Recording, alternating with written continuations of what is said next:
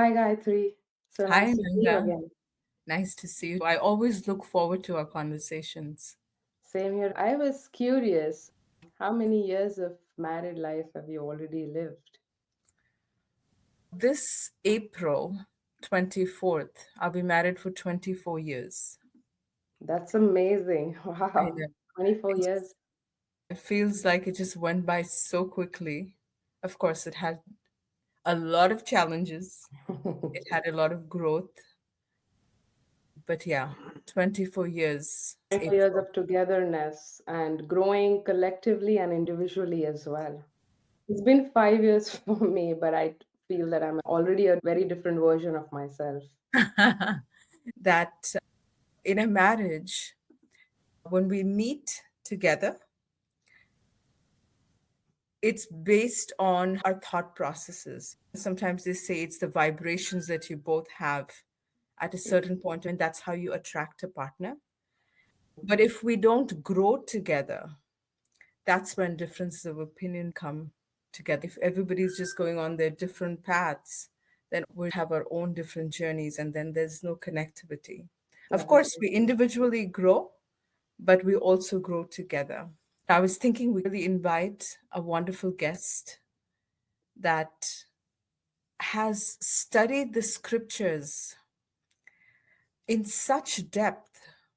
And let's realize what the scriptures tell us about the sanctity of marriage, about sanctity of relationships, and how to not just survive in a marriage, but actually thrive and grow together. Mm. So our guest today is Hari Parshad Prabhu. Hare Krishna. Hare Parshad Prabhu, Krishna. thank you Thank you. so much for joining us today. Thank you so much for kindly inviting me. I'm honored to be here, and I look forward to discussing with you so many aspects of Grihastha Ashram married life. I'm really grateful for the opportunity. Thank you, Hari Parshad. Thank you so much. We were just talking about marriage, and yes, it's that glittery word everybody has an opinion about, but I don't think it. Thank you so much for coming and helping us shed light from the scriptures to understand what marriage is, what married life is. We just wanted to introduce you first. So, Hari Parshad Prabhu is from Maharashtra. He's teaching computer science engineering in Mumbai University. He stays with his family, his mother, his wife, and his son Hari. He's currently serving as a core member in the Shastric Advisory Council. So you're very well versed in Sanskrit and the scriptures. You studied Sanskrit grammar in your childhood in a very traditional way and came into ISKCON in 2001. You've been performing services like helping college students and helping in book distribution and other activities as well. With that, Prabhu, we would like to have you start with what are your opinions on what really is married life, like especially someone who's young these days. Like I have a younger brother who he's looking for a match, Right. and on one end he people say that marriage is end of freedom, and some people and then in this age of, again, I'm learning these Gen Z terms like swipe right culture. What's the need of marriage? What does Dharma say, and what is married life about? Right. So, regarding marriage, uh, traditionally, at least since 200 or 300 years, many of us have been fed the philosophy of romanticism, and romanticism tells us that your life is incomplete until you find the one who'll complete you. Driven by this philosophy, almost all the movies, drama, theater in the past 200 or 300 years has been oriented towards telling people that all they need to do is go out and find the one. And once you find that one perfect person, your life is successful and you, you live happily ever after.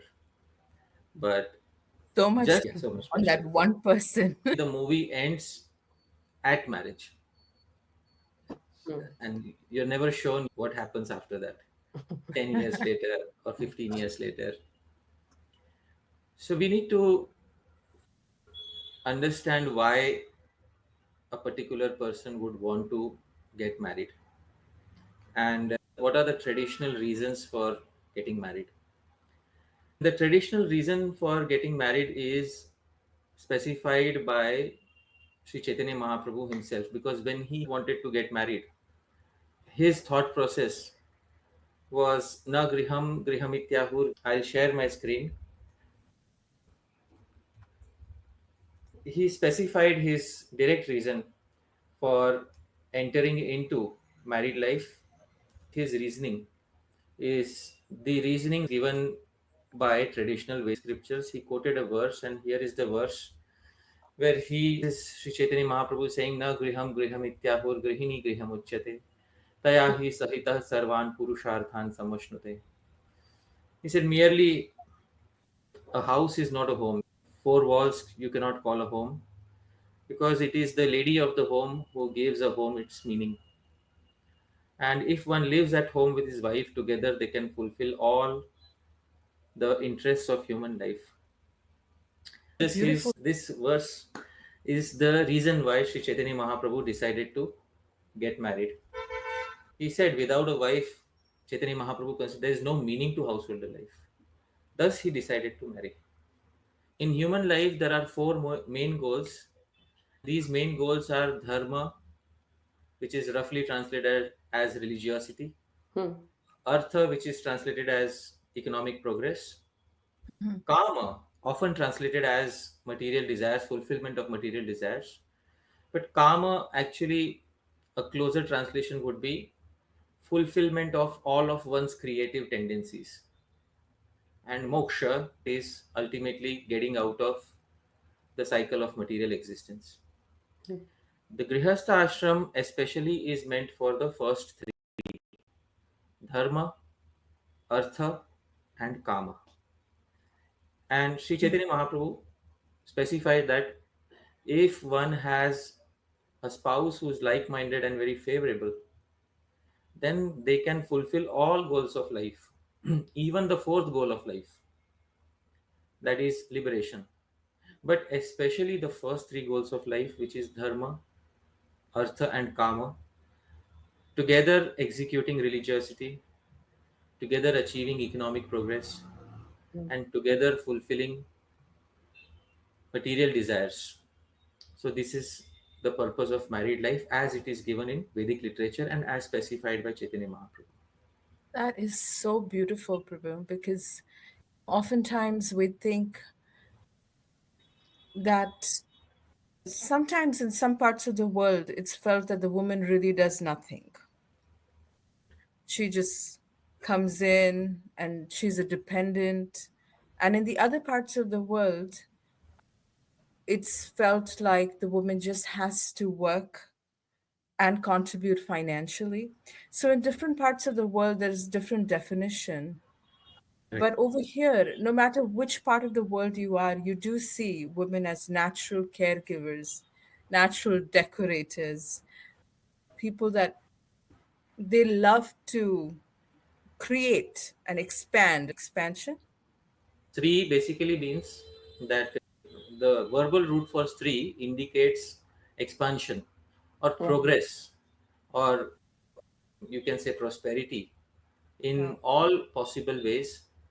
And that is indicated especially in the beginning of the Grihastha ashram.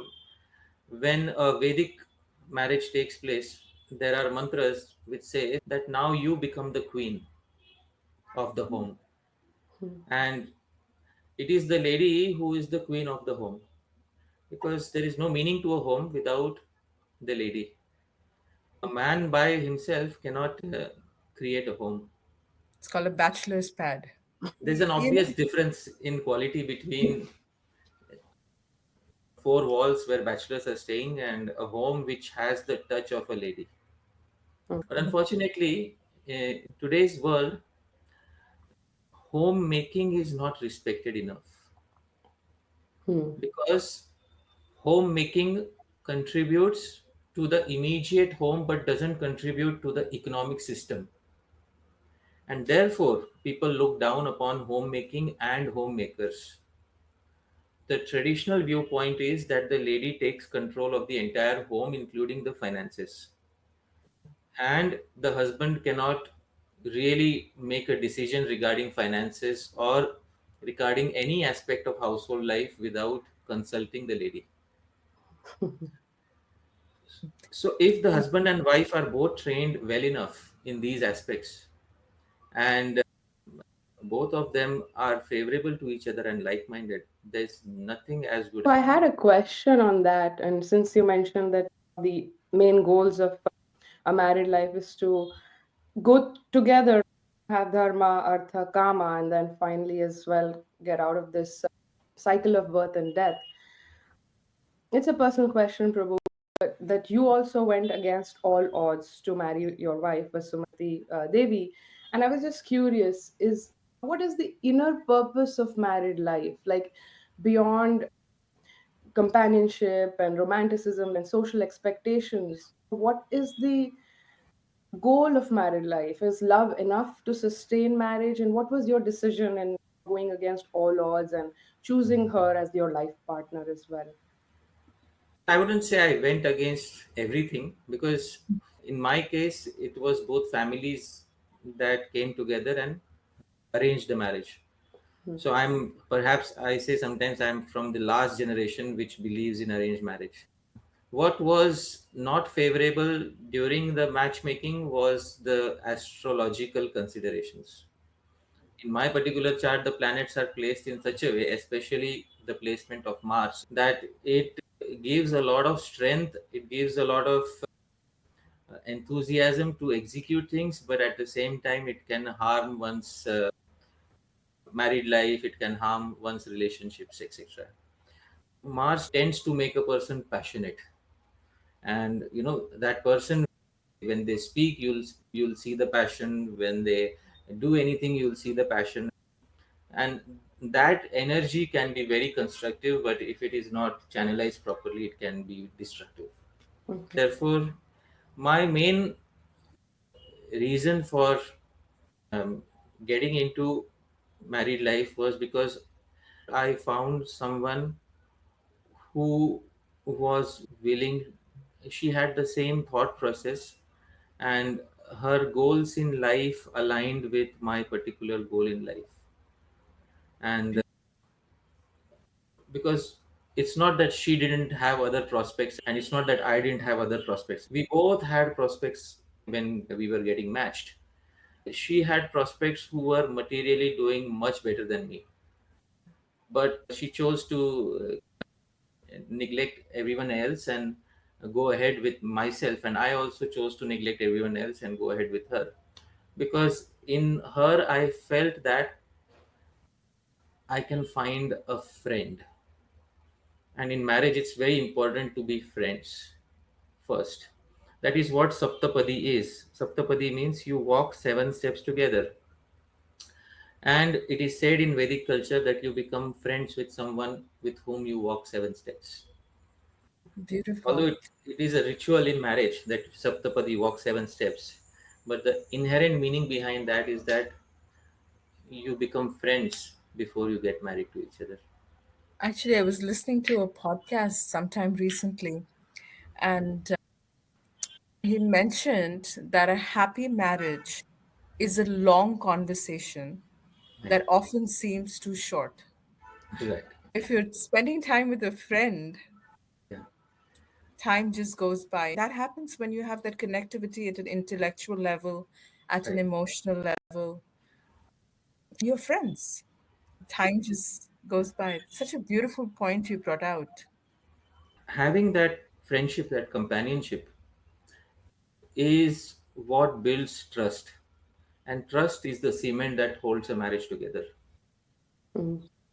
It's very important to have those open conversations and to learn to trust each other.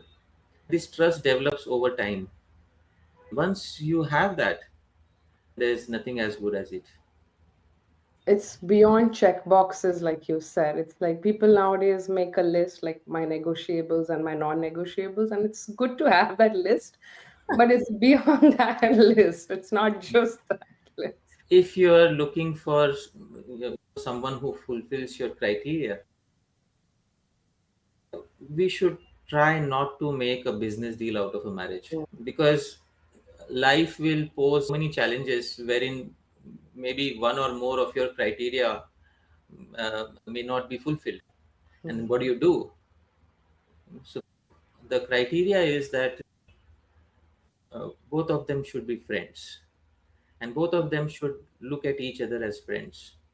When there is equality as friends, then no matter if one person may not be able to live up to all the promises made, the other person will understand, because that is what friendship is all about. Yeah, friendship is about forgiveness. And I think marriage involves a lot of forgiveness, understanding, and moving on. I think Right, just move on. It's not, is it, if it's going to cost me my relationship, is it really worth? right. And marriage is also going to be the most difficult relationship of one's life. No other relationship is going to be as difficult as one's marriage. Together in a marriage, one can fulfill all goals of life. Mhm. But there is also a statement which says that amongst all the anxieties that a human being suffers, the greatest anxiety is because of relationship between man and woman. And here is Sri Krishna himself saying, of all kinds of suffering and bondage arising from various attachments, now, none is greater than suffering and bondage arising from mutual attachment between men and women, and contact with those who are attached either to a man or to a woman. Suffering is for both of them. Yeah, In marriage, both people suffer in various ways, Mhm. but there is no growth without suffering. We have to understand, in life you cannot grow unless there is suffering. You do True. not that's true. grow in your comfort bubble.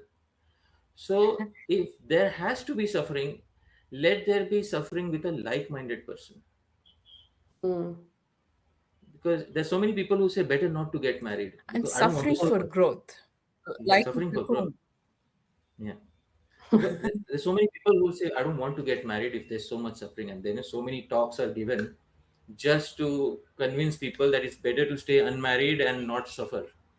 But those people don't understand that loneliness is another great suffering. They don't understand this thing. Mhm. And you actually cannot grow unless you suffer through certain situations in life. There's no possibility of growth. And I would rather prefer to have maturity after suffering rather than be an immature person who never suffered in life. So that is Mhm. how I look at it. That's true. And that's crucial in every aspect. Yeah, The beautiful example of a butterfly yeah, cannot come without the suffering of a cocoon. right. So a cocoon has to suffer for it to Yeah. evolve into a butterfly. And there are some people who say that staying single, or what they traditionally call brahmachari ashram, is Mhm. free of that suffering. But that statement is completely false, because the very term ashram means completely, and shram means hard work. Mhm. So you cannot have ashram without shram, and shram means hard work. And even in brahmachari ashram, there is tremendous suffering. Not only do you have lack of finances, because you cannot have artha and kam in brahmachari ashram, Mhm. but at the same time you are faced with loneliness. The suffering that comes with loneliness is tremendous. That's true. So you can select your suffering, but the end result of suffering should be maturity in spiritual life. Beautiful. Everybody can choose their path of suffering. Right, What we're right. trying to here say is that suffering definitely leads to maturity and growth. We are talking about the constitution of marriage and an Yeah, ashram, which is also going to involve suffering. Oftentimes we're asked, and we see, like you mentioned, that in the institution of marriage, the first three, Dharma-Artha-Kama, are completely satisfied. And then to some extent, you can also achieve moksha if you have a like minded partner. Oftentimes, we see among spiritual practitioners that their main goal becomes moksha. Right. And in the course, the other three are, I wouldn't say completely neglected, but the other three become like a burden. Right. And which I do understand because moksha is definitely the most permanent goal. But at the same time, there's a lot spoken about the journey of marriage and the journey of actually evolving to the step of moksha. But that becomes a burden. And then over a period of time, I speak to practitioners and they say, I just feel like I just lived my life in a very shallow and unhappy way, which is not what marriage is about. If you can throw some light on. Oh, Yeah, I wonderful. also had the same thoughts, Prabhu, because I heard Mahatma Prabhu, and he was also saying the same thing, that do people use spiritual practitioners use married life as a springboard for practicing devotion, which is good, but it's not just jumping and then jumping off to moksha, like Gayatri was mentioning. We Right. have to go through the journey. How do Yeah. we make it relevant and connect with our partners on a spiritual level? This tendency of trying to quickly get out of married life so that you can achieve moksha, this tendency has been present even in some great souls in the past. For Hmm. example, when Sri Chaitanya Mahaprabhu met Sri Raghunath Das Goswami for the first time, Sri Raghunath Das Goswami said, I just want to quit. I have had enough of married life. I want to be your associate. And then my life will be perfect. And Sri Mhm. Chaitanya Mahaprabhu gave him an instruction which is such an unconventional instruction. I often specify that the instruction which Chaitanya Mahaprabhu gave to Sri Raghunath Das Goswami when he was a householder is an instruction which every householder should carefully look at and consider seriously in their life, because Wow. this instruction is meant for each and every householder. And I'll share my screen, which and you can I'll share the Mhm. verse Mahaprabhu spoke. Here it is. He said, Markat vairagya na kar loka dekhaiya yatha yogya vishay bhunja anasakta haiya. And Chaitanya Mahaprabhu's direct instruction is you should not make yourself a show bottle devotee and become a false renunciate. This is the main instruction. For the time being, enjoy the material world in a befitting way. And this instruction coming from a guru to a disciple is perhaps one of the most unconventional instruction that you will see. That's true. And it is often not repeated. What is repeated is Mahaprabhu's instruction after Raghunath Das Goswami became a renunciate, that don't eat nicely, don't dress nicely. But that was after he renounced the world. Yeah, nobody knows about this. Like, Yeah. for the time being, enjoy the material world in a For befitting. the time being, enjoy the material world in a befitting way Hmm. and do not become attached to it. Now, question is, why should we enjoy the world in Grihastha ashram? Maybe befitting way, but why enjoy the world? Hmm. The reason for that is because there are four goals of life: dharma, artha, kama, and moksha. And you cannot suddenly quit everything and just directly jump to moksha. Right. Or people who use their moksha to harm their dharma, artha, and kama, ultimately they remain unfulfilled at the end of their life. For Hmm. this reason, unless you have a certain degree of satisfaction in dharma, artha, and kama, if you immaturely jump directly for moksha, it will definitely create a problem for you. There is also a statement in the Ramayana where Bhagwan Ram, he asks a question directly to Bharat, his brother. Why are you unhappy? Have you suppressed your dharma, your religiosity through your desire to earn money? Or have you suppressed your desire to earn money through your over religiosity? Or have you suppressed both of them through your desire for sense enjoyment? Don't try to suppress one goal of life through another goal of life. Mm. But this is not a good way to live your household life. One Ram had come to the forest after being exiled, and when Bharat came tracing him, he saw Bharat in a very dejected mood. He asked, "What is wrong with you? Have you suppressed one goal of life by using another goal?" And there are people who suppress one goal of life because they have a euphoria within their heart that through another goal of life I'll be able to suppress Artha. Many of them later in life may end up regretting because there are specific times in life for fulfilling specific goals. And marriage was meant specifically for the first three goals: dharma, artha, and kama. You got married and did not fulfill those goals of life within the institution of Grihastha Ashram, which is the only institution that allows you artha and kama. Dharma and moksha are allowed in all the other ashramas, Mm. but it is only Grihastha ashram that allows you artha, the facility for economic progress, and kama, the facility for creativity and sense enjoyment. And you did not uh, utilize that ashram. Then, for what reason did you get married? Shastra will ask. There are many people who have a vision of married life is not supported by Shastra. For this reason, there is dissatisfaction. That dissatisfaction creates a chain of karma which may come to haunt you in your next life. Nobody wants to be married to a person who is neglectful of them. True. And therefore, one should ensure that in married life, one does not create bonds of karma that will come to harm them in their next life. Mm. It's very important to ensure. This Wow. is very illuminating, Prabhu. The very reason we come into marriage is to fulfill these goals. We enter into a marriage and we want to get free of everything or jump directly to the Yeah. last level. Unless the husband and the wife are confident that we are progressing together in all aspects of life, not just heading directly for moksha. My limited selfishness is that you be with me as long as I have not attained moksha, and your selfishness is that you be with me as long as I have not attained moksha, and we both have a selfish purpose, and that is why we are married to each other. So that sort of a contractual marriage goes against the very definition of marriage.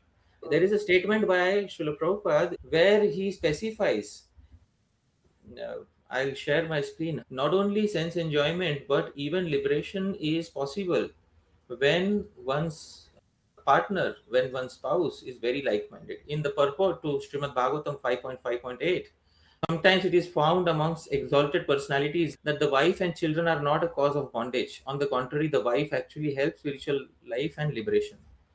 Then the husband and wife are perfectly aligned in their thought process about what they want.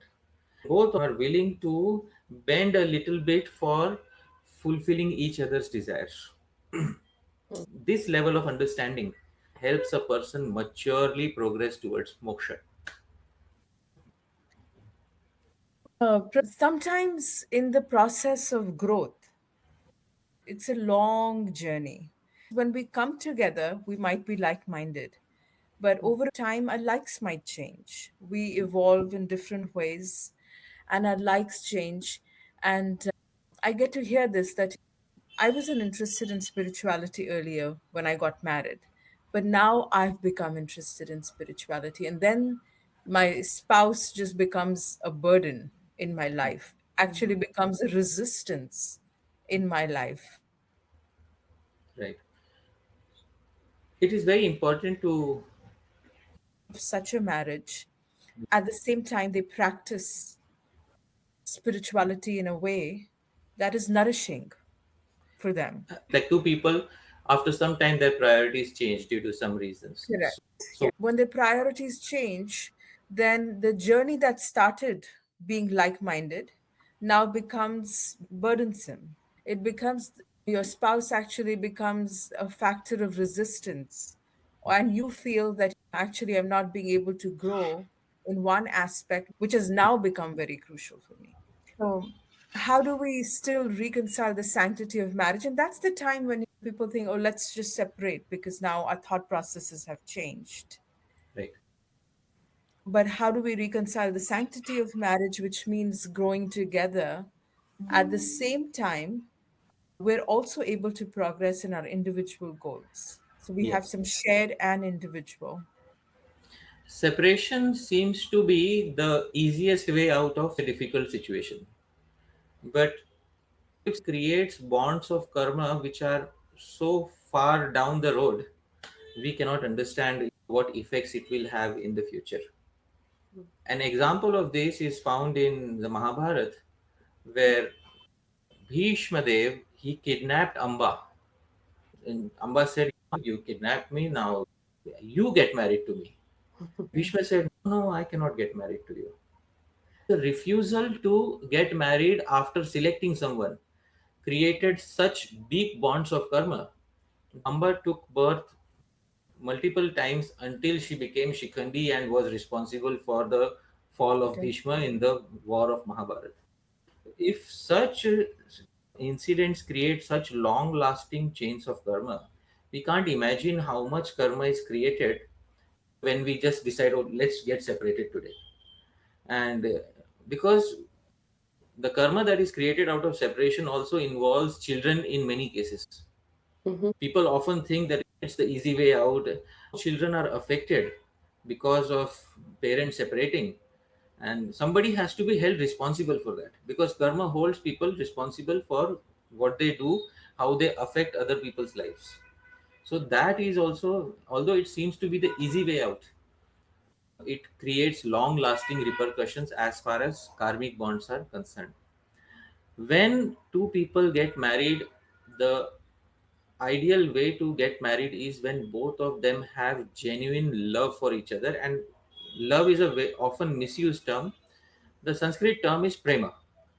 And what Mhm. is prema? Prema is the ability to sacrifice one's happiness for the happiness of the other person.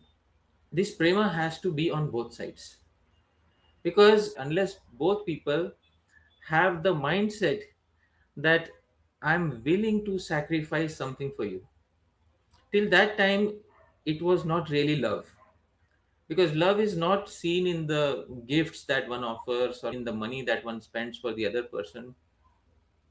Love is actually seen in the sacrifice that one is willing to undergo for the sake of making the other person happy.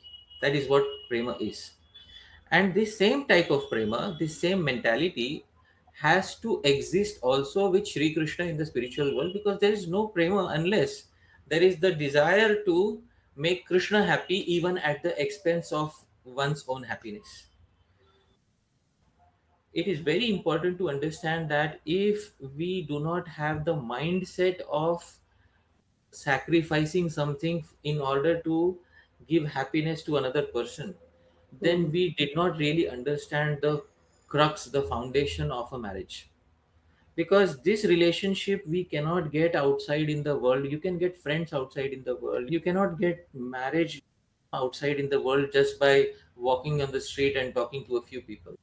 It's for many people it's one in a lifetime relationship, and they should understand that for this particular relationship I should be willing to sacrifice as much as possible, because in my marriage I have a trustworthy friend, a friend like nobody else. And if I cannot sacrifice certain aspects of my life for my dearmost friend, then what am I doing? Even if somebody becomes a spiritualist and they have spiritual goals, they have to understand that the other person may not have those goals in life. For the sake of that person, if one has to bend towards them a little bit, there is Right. absolutely no harm mentioned in Shastra for such a person, because they are executing their religious duty, and the religious duty is that the ashram should be maintained at any cost. The ashram should be maintained and not immaturely dissolved.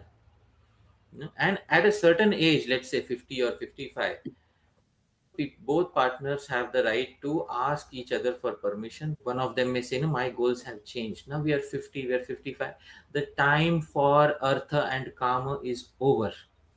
our financial security is ensured. As a friend, I ask you, I would like to pursue spiritual life one pointedly, and my goals are now in a completely different direction. So, kindly give me the permission to pursue my goals because you see me as a friend. So, that is what you have 25 years, and in 25 years, your goals may change, but at least maintain it for 25 years. And then, if you feel that it's not working out at all, then in an amicable, friendly way, without dragging someone through the courts, make sure that the husband should make sure that the wife is properly taken care of financially. It is the husband's responsibility that the wife should be taken care of financially. There should not be any need for dragging her into the courts. It should be a mutual arrangement that it's 50-55 years. Now the time for Grihastha Ashram is over, and our minds also have changed. But since you were my friend for so long, and you are my most trustworthy friend, I will ensure that you will not have a single anxiety for the rest of your life. But I need one permission from you, the permission to pursue my spiritual life one pointedly. So the husband can do this, the wife can do this. Both of them can do this. The culture gives you a window of opportunity if you have drifted apart. At least maintain it for 25 years. Beautiful, Very beautiful, nice. and Yeah. very practical way of dealing with a situation like this. You mentioned so much about trying to maintain at least the 25 years of marriage. But sometimes we come across situations when either a spouse is abusive, and abusive to the extent of physical or emotional abuse, something beyond sustenance. Right. Does the Shastra explain something? Of course, we've given this understanding that it could be something from our past that we carry. But at the same time, how do we break this cycle of abuse? At the same time, we understand that this is, I am getting rid of my past karma, Right. but still, in a way, maintain the sanctity of marriage. Yeah. Any See the thoughts you ter- would yeah, the term abuse is different people define abuse in different ways, and the world today is oriented in such a way that people would love to become victims at any point of time in the day. So that is how the world works. And I saw recently an advertisement uh, on a website. It said, "Good morning, America. What are we offended by today?" So that's how the world works. So you need a reason to be offended every single day, and that's how the world is oriented nowadays. But especially in Grihastha ashram, the important thing is to understand that if one genuinely understands that this particular marriage was a terrible mistake, if somebody thinks like it was a terrible mistake and I had no say in this, or I didn't realize at that time what a terrible mistake this was going to be, I didn't check astrology, and I was just blind in love, and if it is impossible to continue uh, at all, then at least one should first and foremost think seriously about, will there be any future karmic repercussions of separation? Because an intelligent person will execute things in such a way that future karmic reactions are avoided as far as possible, because we are suffering in this life and we don't want to create suffering in the next life. So even if it comes to the point where the spouse is abusive, or the physical abuse is there, verbal abuse is there, separation should be done in such a way that it affects the children to the least possible degree, because the children are going to get affected when parents are going to get separated. It should be done only when staying together is more damaging for each other than separating. That is the litmus test. It should only be done when staying together is more damaging for both people and the kids rather than separating. Otherwise, one should not think about separation. If separating will create more problems in the future. So I've seen cases when parents get separated and to harass each other even after separation. Hmm. And when that happens, the children are dragged into it, and it creates so many bonds of negative karma for the future. A person thinks I'll get back at her for causing me so much suffering, and she thinks I'll get back at him for causing me so much suffering. In the process of getting back at each other, they don't realize that they are creating immense suffering for the future. So it's very important that even if you have to separate, the wiser person should make the separation as amicable as possible so that the future repercussions are minimized. That is what can be done in such cases. Prabhu, you lifted so many misconceptions about, especially for me, trying to understand that husband and wife are friends. Like, we always think we have one side of the understanding that husband and wife are like friend. The family is like a circle with God, Krishna at the center. But sometimes you lifted that misconception that, okay, it's not that we come together and we are like, okay, you go your own way, you go your own spiritual path, I go my own spiritual path. Kids will just understand their own spiritual path. But it's like we are together and we are suffering, we are growing, we are not just being selfish about our needs being met, but we are serving each other. But what does God in the center mean then? Sometimes some ideas come to us from other religions. Mainly an idea which came from Christianity that God is the center of our marriages. It's a popular idea in Christianity that husband and wife, the union is sanctified by God, and therefore God is the center of marriage, which is very good. The way idea is that Bhagavan is the center of all aspects of marriage, which is Bhagavan is in the center of dharma. Bhagavan is also in the center of artha. Bhagavan is also in the center of kama. Because doesn't Krishna say in Bhagavad Gita, Dharma aviruddho bhuteshu kamosmi? I am that kama. I am that sense enjoyment which is not against religious principles. So Bhagavan is also present within kama. That is what Vedic marriage sees. Hmm. But unfortunately, when we take ideas in such a way that God is in the center, which means God is only in the dharma aspect of the marriage, is not in the artha or the kam aspect of the marriage. That is when mistakes are made. Hmm. Because a Vedic marriage, Hmm. Bhagwan is also present when the husband and wife are, as Chaitanya Mahaprabhu said, having sense enjoyment which is befitting them. I hope so. That is where Bhagwan is also present within a particular marriage. And if you see Bhagwan as being present in all aspects of marriage, then people will not have any issues with having Bhagwan as part of their married life. Hmm. Unfortunately, if you see Bhagwan as a policeman who's only policing your dharma aspect of the marriage and hitting you in the head when you're going for earth or kama, that is when people start developing negativities towards Bhagwan, and people don't want such a Bhagwan who is merely acting as a policeman and not helping them in the fun part of their marriage.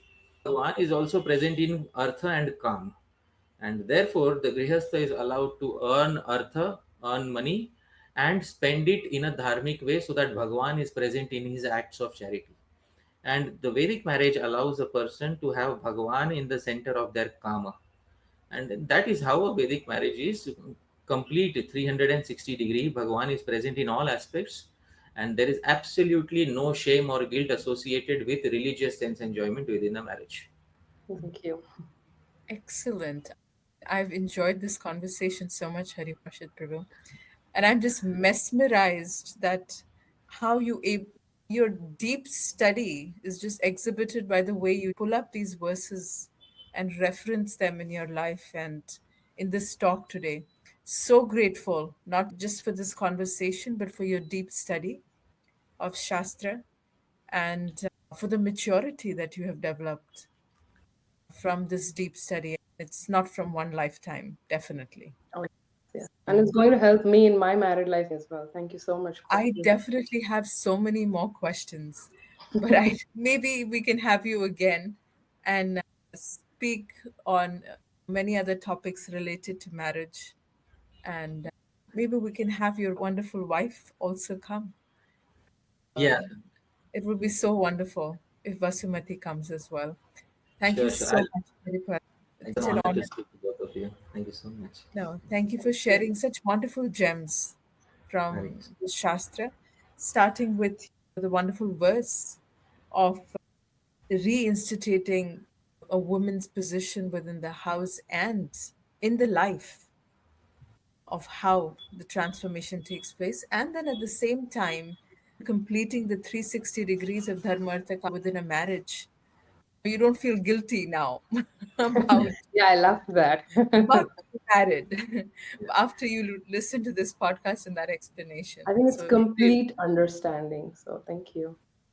yes, Thank you so much. Shastra is complete and Bhagwan has made it complete as long as we are willing to understand Shastra as it is without adding or subtracting anything.